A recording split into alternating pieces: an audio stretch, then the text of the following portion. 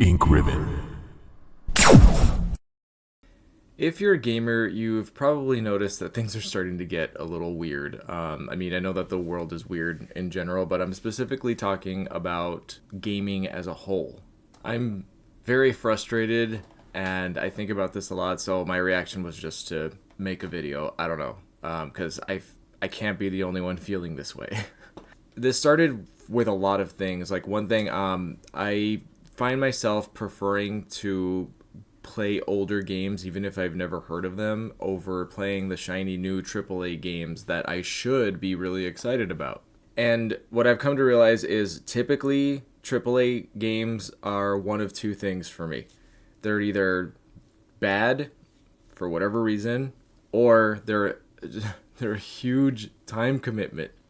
I don't want an 80-hour game that should have been a 10-hour game, but it was padded out with a bunch of like little stupid stuff that kind of makes it not as fun, you know? Like there's some games that literally feel like a chore these days where it's just like, oh, I have to go do this.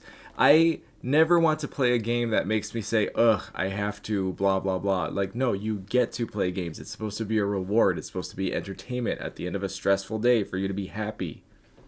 Another thing that I'm really sick of is, why does every game UI now just look like flat, white, plain, sterile menus? Every single game looks the same when it comes to the UI. Like, what happened to like the cool menus back in the day? Like look at PS1 games or PS2 games, even PS3 games. Like all those generations, they all look different and unique and cool. Like I really like looking at UI aesthetics, especially when I'm designing UI for my own games. I'll try to like research stuff. And so this is actually a cool website I found if you're interested in UI for whatever reason. It's called the Game UI Database. Not a sponsor, but like for example, I don't know, Kingdom Come Deliverance. There you can see like how their UI looks. Mass Effect 2.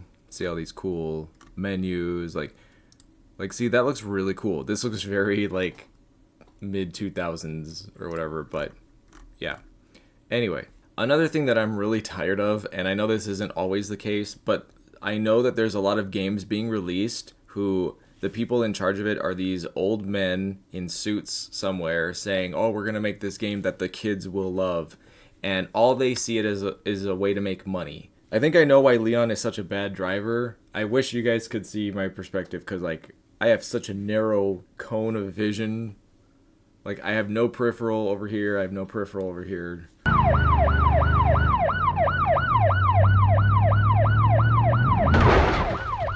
Oh, okay. I'm gonna have to try like to not get mad in this video. I'm really passionate about this. This is why I'm making this video because I don't know what else to do.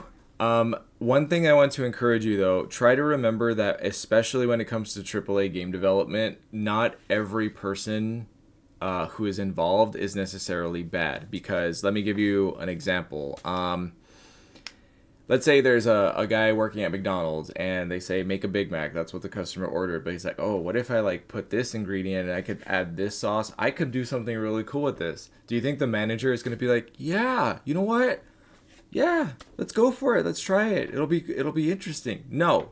They say make a Big Mac or get the hell out. I'm going to fire you if you don't do what I say. I am paying you. That's kind of what entry level jobs in the games industry are like. If you don't want to model whatever prop you were told to model the way that you're supposed to do it, there is a line of people out the door who will be happy to take your place. And I'm sure it's the same with coding and sound and whatever other jobs.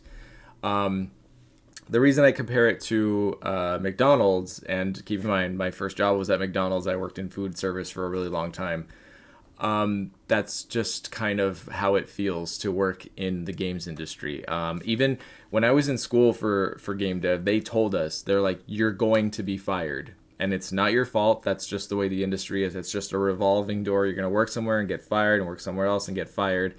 And that's a big reason that I never seeked out a job at a game studio, because I was like, I'll just make my own games if that's okay. You know, it's going to be more work, but at least it's on my terms and I don't have to listen to anyone. So there are people out there who are working on games that they know the game is terrible and people are going to hate it, but because their boss is paying them and says you have to do it, they don't really have a choice. And I can't imagine how frustrating that is. I play a lot of indie games because I just enjoy them. They tend to be shorter games and more interesting. And there's something really special about a game made by one person because it's like there's no one messing with your vision or changing things or doing. It's like your game is your game and no one can ever do anything about it. You don't like it, that's not the developer's problem. That, it's their game, they can do what they want. Another reason I like playing indie games is because a lot of them are cheap or free. But I've started noticing something that was a big reason why I wanted to make this video. I watch a lot of game trailers that are coming out just to kind of keep my finger on the pulse of, gaming as a whole and see what people are working on. But when I read the comments, I started noticing something. If you look at the comments of AAA trailers of games and you look at the comments of indie game trailers of games, it is night and day. Like just the general attitude and vibe. And I'm gonna prove it to you right now. Just a quick example. Okay, so this is Star Wars Outlaws game trailer. I'm not gonna play it because my sound is gonna be really loud. But okay, sure. I don't know anything about Star Wars. It's not for me. Remember, no pre-order. Clear 20 Empire outposts to proceed to the next planet with 40 new Empire outposts. Work in progress does not represent final quality game capture. Oh, Ubisoft, we know. Looks pretty good, but yet again, it's Ubisoft, so we'll see. I like the part where Droid says, follow the plan, and Ubisoft turns the game into microtransactions. Truly an Ubisoft moment. So, you see right there, you can see the distrust that gamers have towards these companies, which I'll get to in a minute. So let's look at this. This is Flowtopia, and it looks very cute. It looks kind of like if you took Fortnite, Minecraft, and Animal Crossing and like combined it all. I have no idea what this game is. I just know the trailer was everywhere. But let's look at the comments. Is this the new Animal Crossing I've been waiting for? The style looks so much like Puff Pals. This game looks adorable. Graphics look amazing. This might bide me over till Haunted Chocolatier. If you know, you know. This is too cute. Cozy of the year. This is adorable. See that? Perfectly normal reaction. Like, people are like, yay. Even this person, look, not a fan of sickeningly cute things, but this looks fun enough to overcome that. I pre-registered in an instant. And even this person, please don't be free to play slop or sloop. Now let's look at, oh boy. So this is a game that, in case you don't know, it's called Concord. It just came out and it crashed and burned, like instantly failed, which is so sad because apparently it was like tens of millions of dollars, hundreds of employees, I think like 8 years of development. But check out these comments. Yeah, well, that just happened. Game studio shuts down. There you go. Star-Lord and the gang from Temu. This ain't Guardians of the Galaxy. This is Protectors of the Cosmos. Make Star-Lord green, make the green girl Asian, and the big guy a more different big guy. This will be Sony's Redfall. Whoever wrote this dialogue has a promising future as a drive-thru employee. Oof, man. Do you see the savageness that's going on here? But then we go to Squirrel with a Gun, which if you guys haven't seen it, I mean, you're literally playing as a squirrel with a gun. Like, look at this. He has a shotgun. Oh my god. Now, obviously, this is just like a fun, dumb game or whatever, but I'm glad squirrels are finally being represented. Guns and squirrels is the combo I've waited for my whole life. This unironically looks like a lot of fun. This looks like an actual video game now and not a joke Kickstarter game. Finally, a game studio that really understands what gamers want. See, do you see the stark contrast between the trailers? And I think I know the reason why this is happening. It's because, well, because of the state of the gaming industry.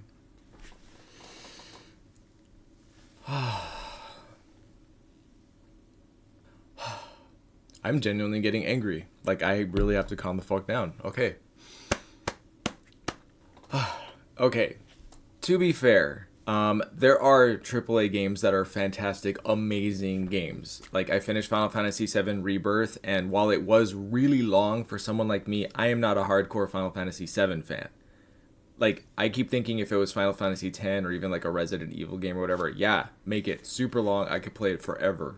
that's fine, and I get it. And there's new AAA games coming out that look really good. Like one example I can think of is the new Indiana Jones game.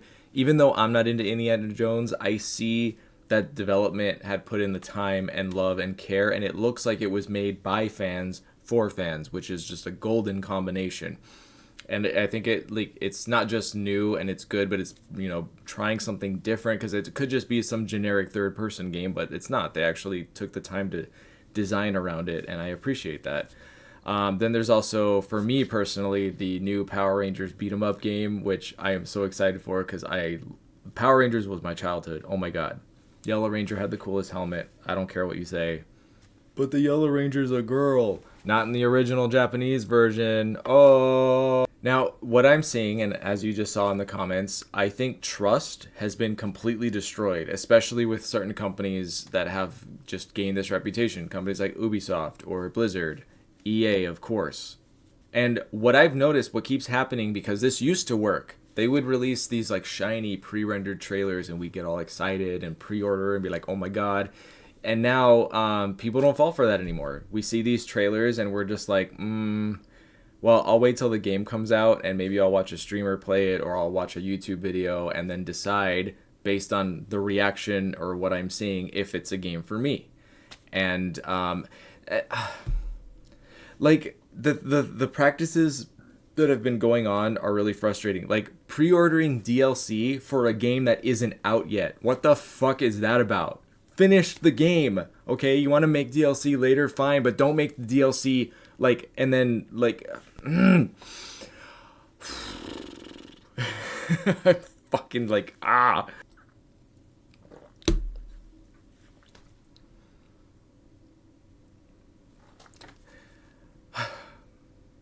Okay. Some of us are always going to buy a new game in a franchise. Like, you guys know, for me, any new Resident Evil game, I'm going to buy it because it's Resident Evil. Like, I will learn to love it, usually. Or at least I'll just have it as part of my collection and say that I tried it. I even tried out Umbrella Corps. Although I didn't buy that right away because I was burned from Operation Raccoon City, but that's a video for a different day. Now, for some of you guys, maybe it's not Resident Evil, maybe it's like Silent Hill or whatever. We all have those franchises that we love and we want to support. Which, by the way, always remember, vote with your wallet. If you do not spend the money, that's the clearest, strongest way you can let a company know to stop doing something. When everybody stops buying whatever, which is what I'm hoping will happen with all of these AAA failures. It's like, stop. No one wants this. Just stop. I'm sure all of you can think of one game franchise off the top of your head that was ruined by either a developer or a publisher or some sort of stupid business decision where they took something and changed it into something that it shouldn't have been, or just did whatever to it. And I don't think companies realize this is more than just like entertainment. That's painful. Like, imagine if Resident Evil had ended with 6. Like, people hated 6 and Capcom said, okay, we're not going to focus on Resident Evil anymore. And then they just, like, exclusively went to, I don't know, Monster Hunter or Street Fighter or whatever other franchise, and then Resident Evil was done. Think of how sad that would be. How painful it would be as a Resident Evil fan. Oh, my God. And that's happened to other people, and it sucks. Like, I feel that pain. I'm so sorry for you. We thought Silent Hill and Metal Gear Solid were there for a while, but maybe if these remakes do well, you know, it can be revived. And one point that I will make, and I would really love to know if I'm the only person or not doing this, is I have a huge backlog of games that I want to play, but I find myself subconsciously making excuses to avoid them. When I finally have like a free hour to like try out a new game that I was at one point or another really excited for, I'll like, oh, well, I need to go work, or I need to go edit, or I need to, you know, I'll go play this other game because I want to finish this one. I'll make excuses, and just to prove my point, look at all these games, still shrink wrapped, okay? If you want to pause, these are all the games. This isn't even all of them. I have like about 4 more stacks this size of games that I was so excited to play and I still have not gotten around to because I don't know, I'm scared or something. Even this one, I special ordered this. It's a Shin-chan game that I had to get because they didn't do physical copies. It was like a limited run thing. Still have not opened it. And I don't know why that keeps happening. I feel like AAA has like done something to my brain, because when I was a kid, like, all I wanted was video games. I could spend all day playing them, and now it's like, maybe it's because I'm a gaming YouTuber. Like, I don't think people understand the irony that doing gaming YouTube has made me have no time to play video games, which is just like, what? Maybe I should chill with the caffeine. Like, Now, my brain does that stupid thing when it comes to those games, but when it comes to older games, even ones that I've never heard of, I'm excited to try them. It's fun, and it's like, oh my god. Like, for example, I have a modded DSi, and back in college I was like super broke, so I had a DS, but I only had like Pokemon. I think I had Pokemon Platinum. I can't remember. I don't think I had any other games because I couldn't afford any. But now I can go back and try all the DS games that I was like wishing that I had been able to play. And I have to tell you, I found some really cool stuff. On top of that, there's a game store here in Cleveland, James Games and More, and they have these big bins that you can dig through. They have like Game Boy Color, Game Boy Advance, and DS, and even some 3DS games.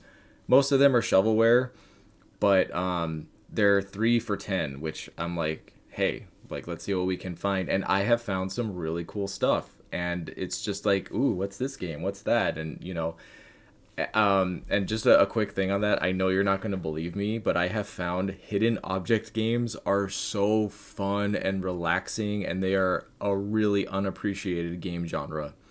It like sends you back to being a kid and doing Highlights magazine, or like find the toaster in the tree or whatever. And I want to make my own like hidden object game, except work it with like story and make it into like a cohesive experience. But okay, gotta focus, gotta stay on track. And then there's the whole issue about game journalism, which has just gone off the rails. And I think a big reason for that, honestly, is because of clicks.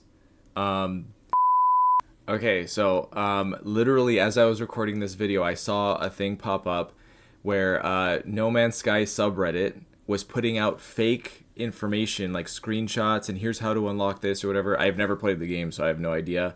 But they wanted to show how lazy game journalists are, and they literally took the information that they posted that was fake as a plant and just reposted it, and it's all over all these different like news gaming sites. This is what I'm talking about. This is ridiculous. This is stupid. This is all for clicks, all for money. It drives me crazy. A lot of you may not know this, but there's this thing on the internet called rage bait, and I suspect a lot of it is going on where journalists will say something very, very controversial, and even though everyone's getting angry, it's generating clicks, which generates ad revenue because everyone's clicking on the original article to read it and be like, well, what did this person say, and blah, blah, blah. They're injecting their social agenda, politics, and da-da. And I'm just like, what happened to talking about games? Remember that Pokemon review where they were like, 7 out of 10, too much water? Can we go back to that? Because I thought that was terrible, but this is terrible. I just want to know if the game is good or not. Like, I don't need to know.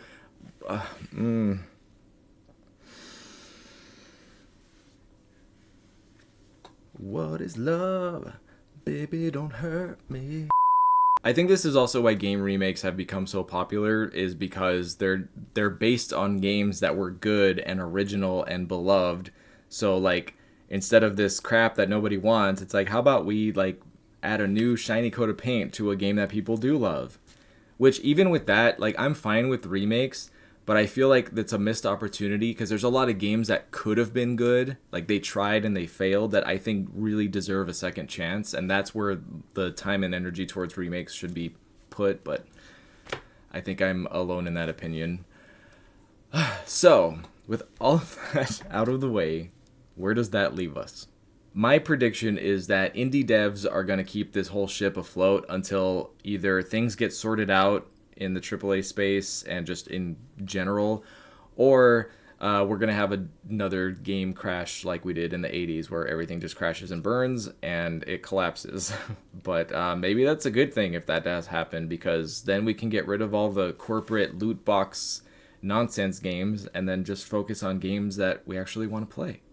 And if you're upset by all this and you agree with me and you're like, but Kai, where are these awesome indie games that you speak of? I would like to play them.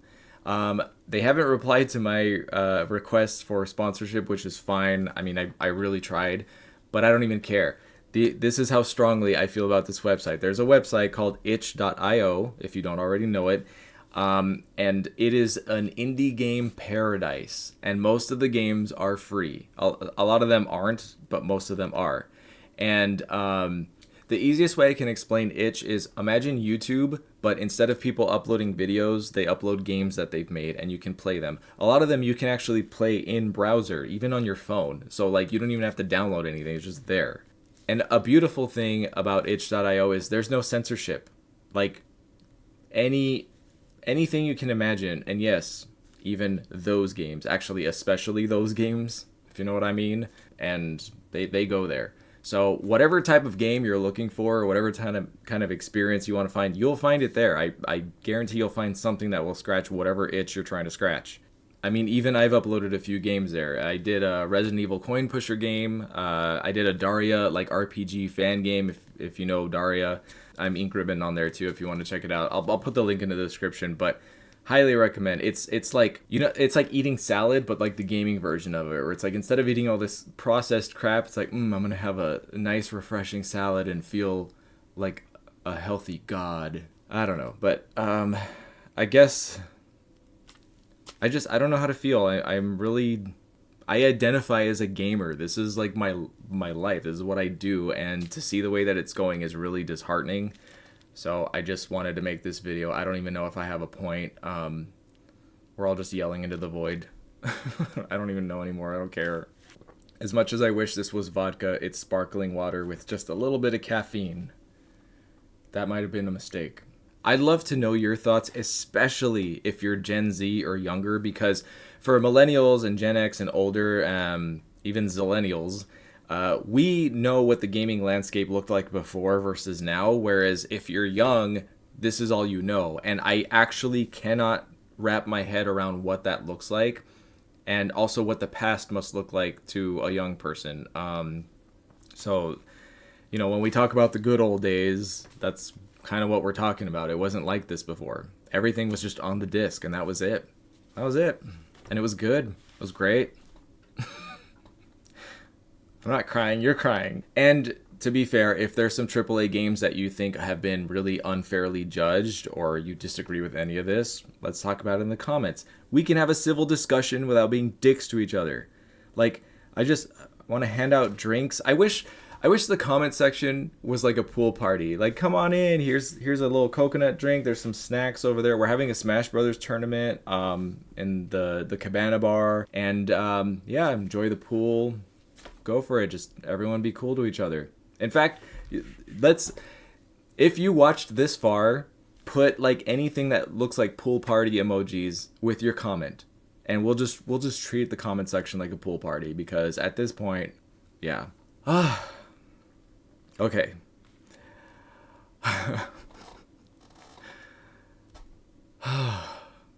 I'm gonna end this video here. Please remember to drink water and pet your pets. I have to go save the president's daughter. So until next time, I'm Kai Morgan, and as always, thanks for watching Ink Ribbon. Stop loving yourself again, not now. I know you're stronger than you act. Anxiety, anxiety.